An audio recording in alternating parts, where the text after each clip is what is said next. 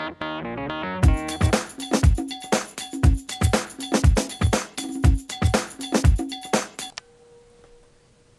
everyone, welcome to My Crafty Life. This is Jeanette, and I know I haven't done a video in a long time, but I thought I would share some of the cards that I've made for my great nieces and nephew and show you a really easy way to make just about any shaped card that you would like.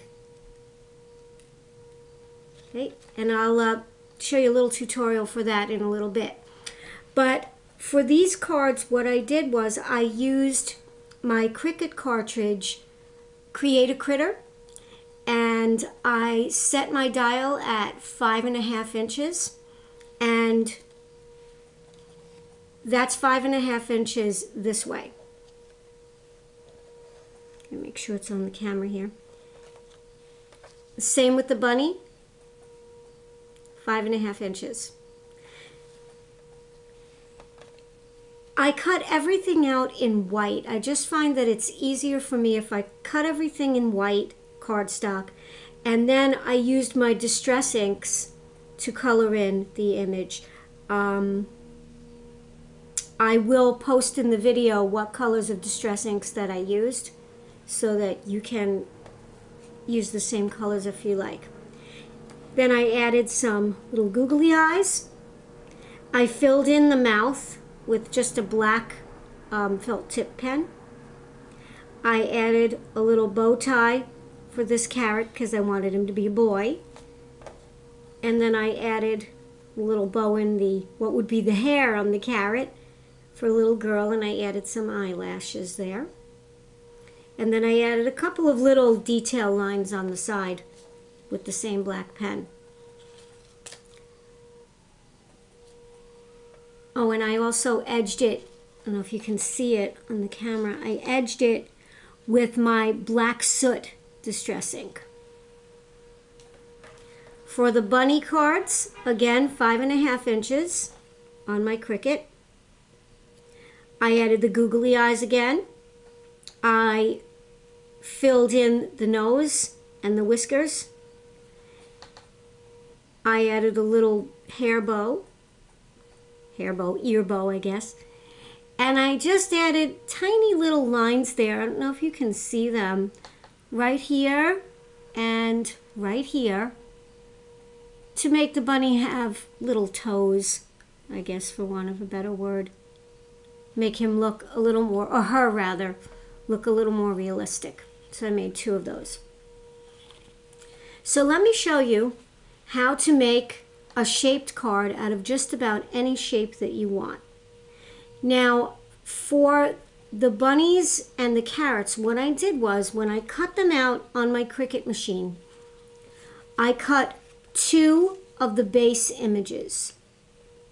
So 2 of the icon images. Both at 5.5 inches. I left everything on 5.5. I mean, I left the size for everything on 5.5. After I did that, I joined these 2 pieces so that the card would open this way. I could have had the card open out if I wanted to.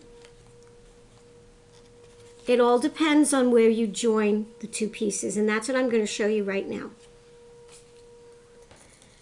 To show you that you can use just about any shape you want, I chose some leftover circles that I have from another project. So I want to make this into a shaped card.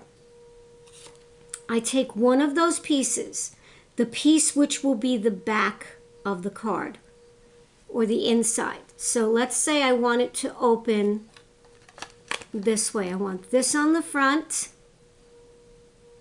and then I want it to open this way. So this back piece is the one that I'm going to work with. Set the other one aside.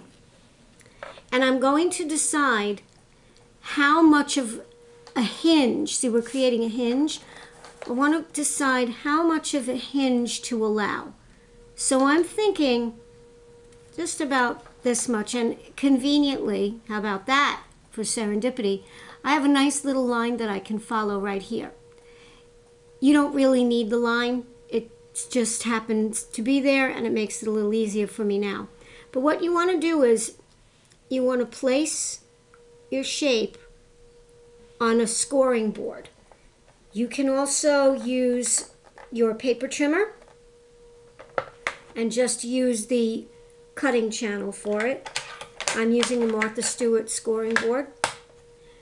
And I'm going to push this all the way to the edge and find a scoring line that's just about the right size. I mean, in the right position. And I'm going to score that. Okay, I'm going to make sure that I score it pretty well. And you should use cardstock that's fairly heavy, because this is going to be opened and closed and you don't want it to rip. Okay, so I scored it. I like to fold it just a little bit.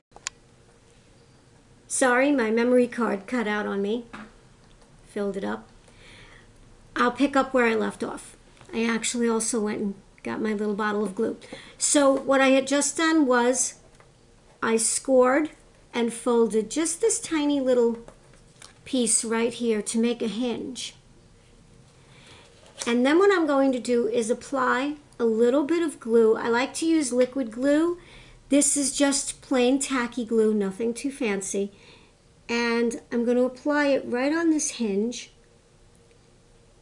I don't put too much because you don't want it squeezing out and running all over the place. So I put it in this small bottle with the little applicator tip. You can get those in most craft stores.